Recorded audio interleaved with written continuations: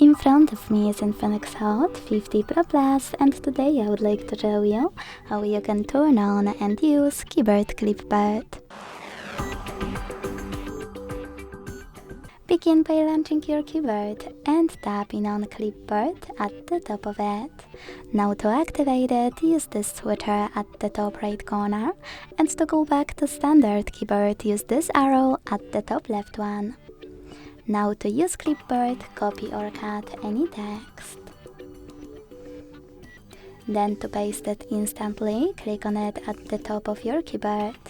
To paste it later on, click on Clipboard and tap on your text here. You can read all of those instructions at the bottom.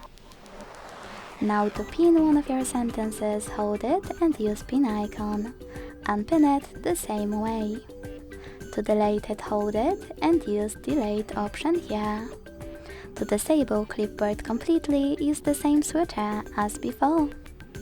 Thanks so much for watching. If you enjoyed this video, don't forget to leave a like, comment and subscribe.